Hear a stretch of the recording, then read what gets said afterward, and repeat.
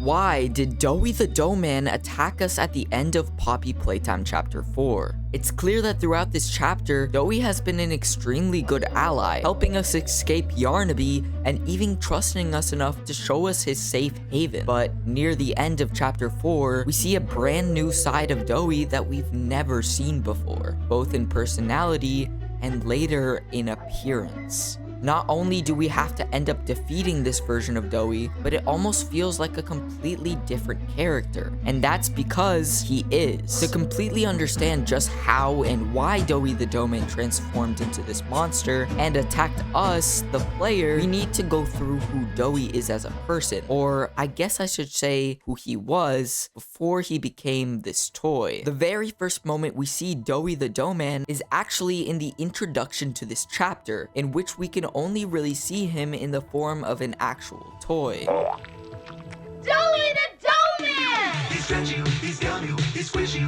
he's fun you, D-O-E-Y. Look at all the colors! So many toys and one. Triple time the friend and triple time the fun. D-O-E-Y. Love it till the day that you die. Call the number on screen and order your Doey today. Order now while supplies last. Shipping and handling costs may vary. Until things start to distort and what was initially an advertisement then turns into something unexpected. This one! I don't know, open this one! We are introduced to this kid named Jack Ayers, I knew it, this is the one I wanted! receiving a Doey toy as a Christmas present. And inside of this toy, it seems Jack also found a ticket to tour the Playtime Factory. We're going to the Playtime Factory? That's right, honey. From this ticket, it seems Playtime Co. had a system of hiding exclusive tickets to visit the factory in their toys, and that Jack was lucky enough to be chosen as a guest. We then cut to see Jack on his tour, in which he can be seen away from the rest of the tour group while visiting the dough mixing facility. Jack, don't wander off. Stay right here with him.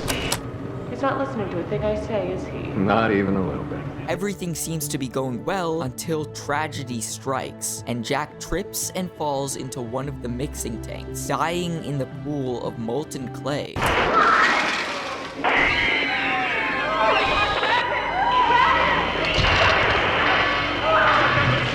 Everyone shut down the machine! Do you hear me?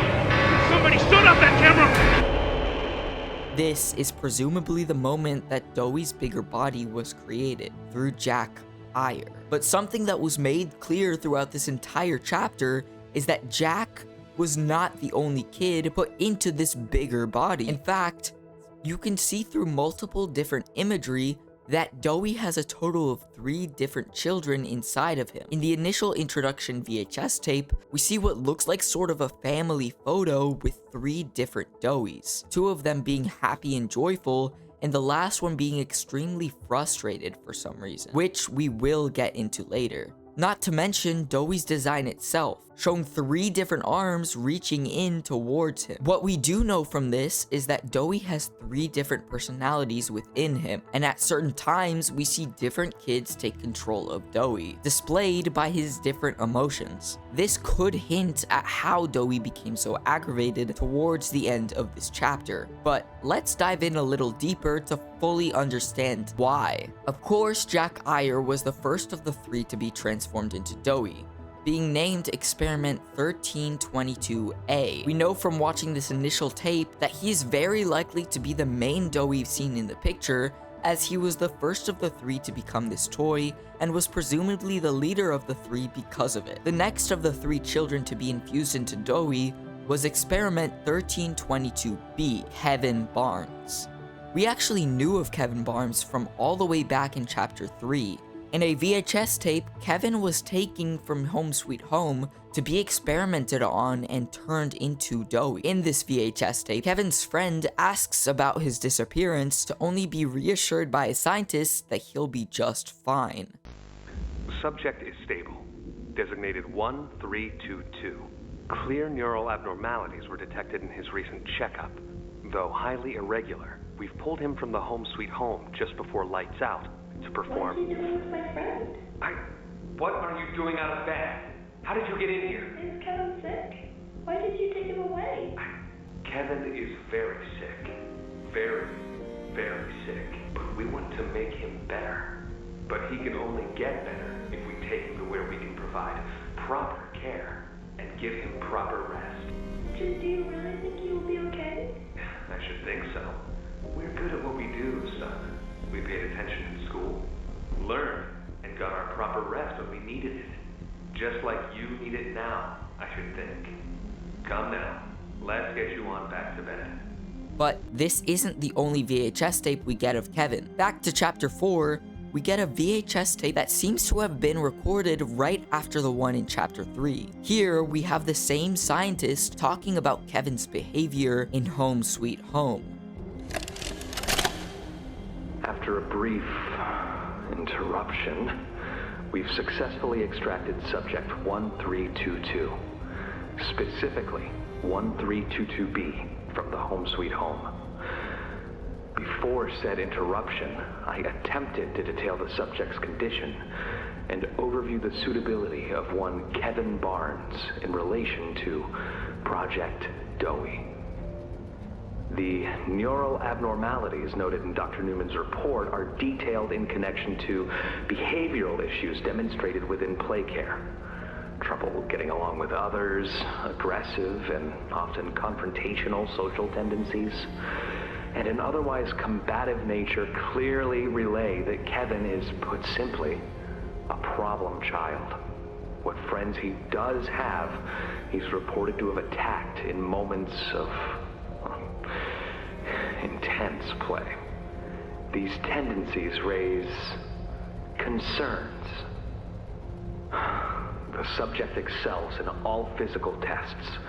Reflexes, reaction time, and mental fortitude all tested well above average in game station examinations.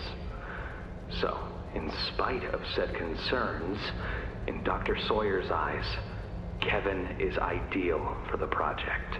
From what the scientist explains, Kevin seems to be a very aggressive and high-tempered kid. We can very easily link him to be the frustrated one of the 3 children seen in the family photo. But mysteriously, we don't have any information on this 3rd child. However, the Poppy Playtime wiki says his name is Matthew Hallard and that his personality is kind and helpful, which does fill in that last Doey in the family picture being also seen with a smile on his face. So, these 3 kids were all put into a single toy, perhaps as a test in the Bigger Bodies initiative to see how many people can one single bigger body hold. And through some tapes, we can see that Doey's 2 kind and helpful sides are mainly dominant and lead the bigger body. This is what allowed the safe haven to become so thriving and work so well, because of Doey being led by his 2 more innocent personalities. In fact, in a VHS tape recorded during the Hour of Joy, we can actually hear Doey talk about how he's been getting really aggravated recently. I'm not sure if this thingy is on, but I need to talk, and for the past few months, the fighting's been bad. Real bad. I've seen a lot of stuff I probably shouldn't. It's been hard to keep my head straight. The others, they look to me to know what to do, to know where to go. I could make for the exit.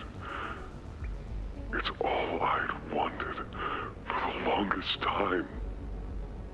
But there are others inside. Others that aren't like me. They're hungry and scared like I am, but they're not me. They can't go where I can. They mean a lot to me. A lot more than I thought they did.